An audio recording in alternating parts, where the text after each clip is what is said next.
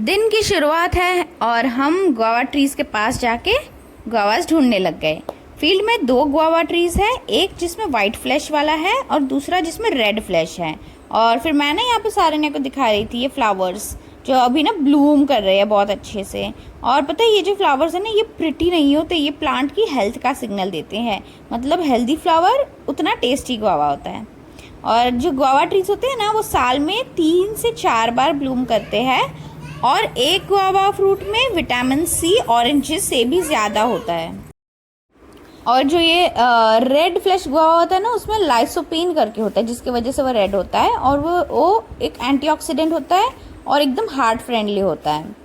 फिर ये एक छोटी एक्टिविटी यहाँ पे दी थी मैंने सारे को जिससे ना ऑब्जर्वेशन स्किल्स उसके डेवलप हो रहे थे।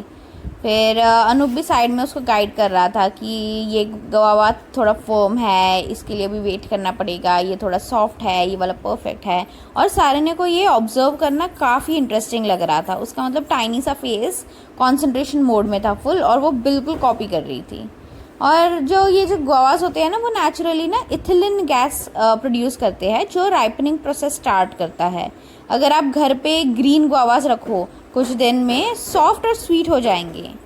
फिर मैं सारन्या को पूछ रही थी इसमें से बताओ कौन सा वाला पहले राइप होगा, तो वो बता रही थी ये वाला वगैरह ऐसे।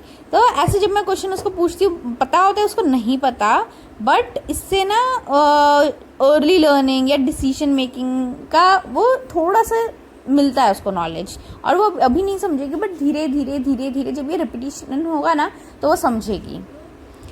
फिर ये सारन्या ने भी एक छोटा सा गुआवा ढूंढ लिया जो एकदम बेबी पोटैटो जैसा था और वो कह रही थी वाला रॉ है पर रॉ है मुझे पता नहीं था कि वो रॉ है बोल के वो निकाल ही देगी। तो उसने ना निकाल ही दिया और यही बता रहा था कि देखो कितनी क्यूरियस है और एकदम डर भी नहीं है उसको किसी का कि हम तोड़ दूंगी वगैरह कुछ भी, सीधा उसने तोड़ लिया था।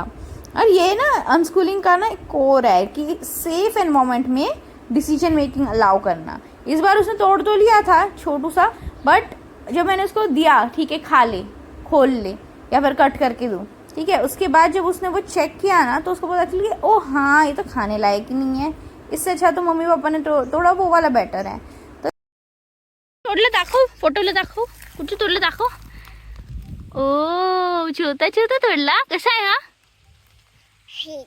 स्वीट। ओ चला ये खाऊ, तिकडे जाऊन खाऊया चला।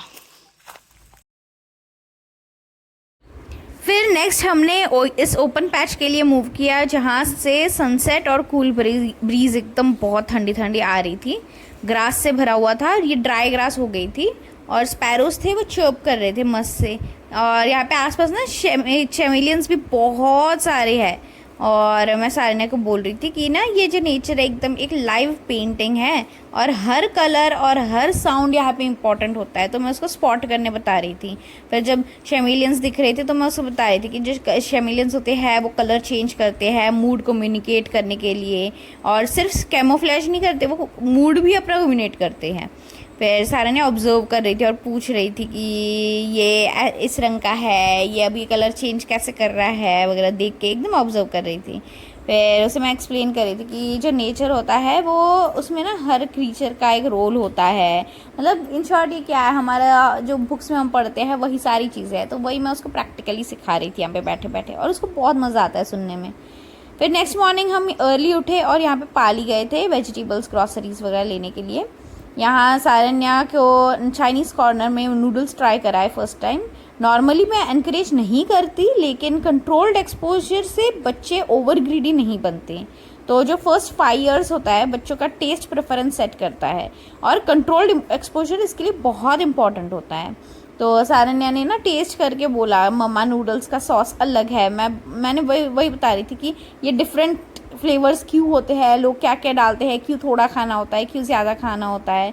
और ये सारे डिफरेंट फ्लेवर्स एक्सपीरियंस करके ना उसके ब्रेन के लिए भी एक एक्सरसाइज है और आगे जाके वो ज़्यादा पिकी नहीं बनेगी या फिर हर चीज़ ट्राई करने के लिए ओपन रहेगी।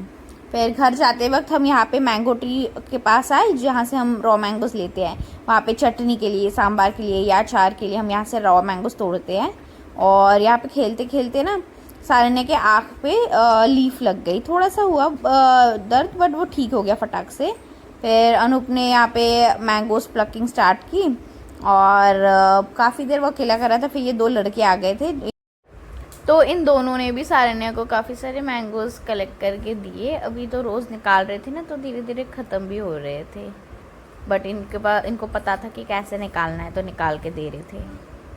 फिर बैक टू द फील्ड हम यहाँ पे आ गए और मैं यहाँ पे ना जो ड्राइड गवार बीन्स होती है ना, उसके सीड्स निकाल रही थी और सारन्या भी साथ में ब्लंट नाइफ यूज़ करके बीन्स कट करने की कोशिश कर रही थी मेरे सुपरविजन के नीचे। तो कभी पील क्रश कर रही थी, कभी बीच बीच में वो रॉ मैंगो है जो हम लेके आए थे उसमें से एक खाने को दिया था, वो खा रही थी। और जब जब वो ना खा रही थी ना, तो उसका चेहरा देखने लायक था एकदम, उसके एक्सप्रेशंस खट्टा लगता है ना, वो वाला। फिर तो एक इंटरेस्टिंग बात शेयर करती हूँ। हम लोगों की सोसाइटी में ना एक बड़ा टैबू है कि नाइफ सिर्फ अडल्ट्स के लिए, बच्चों के हाथ में डेंजरस, और जैसे कि बच्चा हाथ लगाता है तो उसे हम छीन लेते हैं। लेकिन अगर आप केयरफुली देखो, नाइफ एक टूल है, बस एक हैमर या सिजर की तरह, और जैसे हर टूल, नाइफ को भी सेफ तरीके से इंट्रोड्यूस किया जा सकता है। तो फॉर एग्जाम्पल सारन्या ने ना ब्लंट नाइफ लिया और बीन्स कट कर रही थी। पहले अनइवन पीसेस बने, कभी क्रश हुआ, कभी सीड अलग निकल गया, लेकिन धीरे धीरे उसका ग्रिप इम्प्रूव हुआ, पेशेंस बिल्ड हुआ और कॉन्फिडेंस भी आया। और ये सिर्फ एक दिन की बात नहीं है, ये जब से वो खुद से छूने लगी ना, तब से अभी तक का डेवलपमेंट है। और इसमें वो काफ़ी सारी चीज़ें सीख रही है, जैसे कि टूल्स की एक रिस्पेक्ट, कि नाइफ कोई टॉय नहीं है, एक रिस्पॉन्सिबिलिटी है। फिर फाइन मोटर स्किल्स की ग्रिप कैसे करना है, प्रेशर और कोऑर्डिनेशन कैसे रखना है। फिर कटिंग से ना एक नेचुरल रिदम डेवलप होता है कि आँख कहाँ पे होनी चाहिए कट करते वक्त। और पेशेंस और फोकस भी, जैसे कि नाइफ के साथ केयरलेस नहीं हो सकते, तो लाइक ऑटोमेटिकली ना फोकस आता है। और अभी उसका फोकस इतना अच्छा हो गया है ना, भले वो ड्राइंग करे या कुछ भी करे। फिर उसके अलावा तो जैसे इससे सबसे बड़ा अगर मैं देखूँ तो उसका ना कॉन्फिडेंस बिल्ड हुआ है।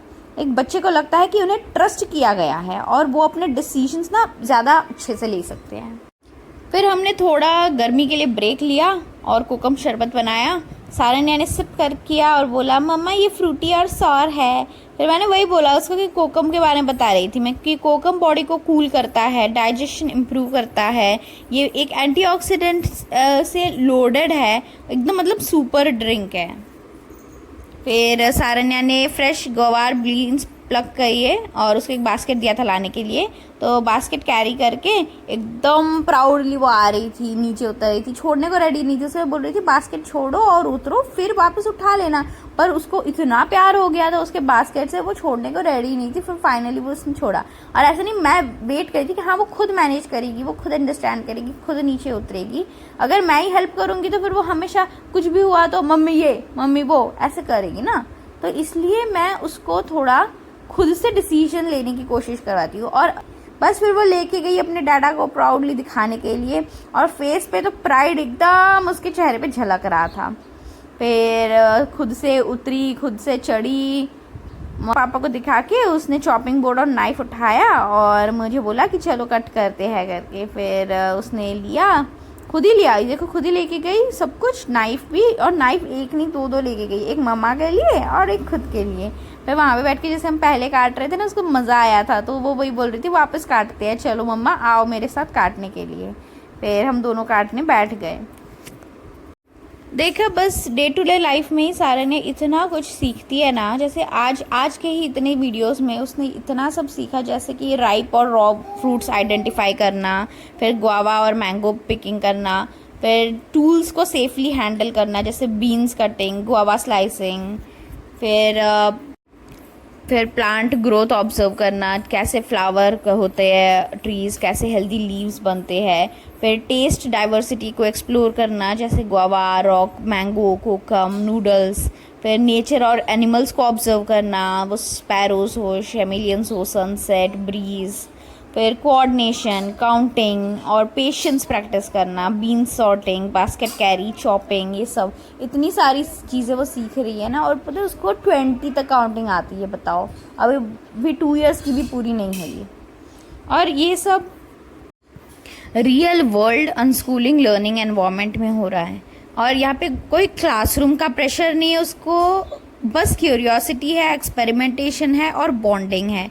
और जहाँ तक देखा जाए कि जो बाकी की चीज़ें हैं तो वो ऑन एंड ऑफ घर पे जाती है या फिर बाकी बच्चों के साथ मिलती जुलती है जो यहाँ पे आते हैं। नाइफ देना रिस्की लगता है, पर सोचो जापान में 3 इयर्स के बच्चे अपना लंच खुद कट करते हैं। फिनलैंड के फॉरेस्ट स्कूल्स में छोटे बच्चे एक्स से लकड़ी तोड़ते हैं। फिर स्विट्जरलैंड में 5 इयर्स के बच्चे पॉकेट नाइफ लेकर वुड कार्विंग सीखते हैं। अफ्रीका के विलेजेस में तो 6-7 इयर्स की बच्चियां मैशेटे से शुगर केन काट लेती है। और आपको पता है ये सब ना वैसे ही ऐसे गाँवों में नहीं, बट वहाँ के जो स्कूल्स है लाइक वॉल्डॉर्फ हो गया, मॉन्टेसरी हो गया, यहाँ सिखाया जाता है। और रिस्क के बिना रिस्पॉन्सिबिलिटी नहीं आती। और यही सब सारण्य सीख रही है, ऐसे ही स्ट्रीट स्मार्ट बन रही है। अब सारण्या जो भी सीख रही है, टूल्स का रिस्पेक्ट, अपने हाथ की जिम्मेदारी, हर एक चीज़ खुद हमारे साथ रह के अपनी एवरीडे लाइफ में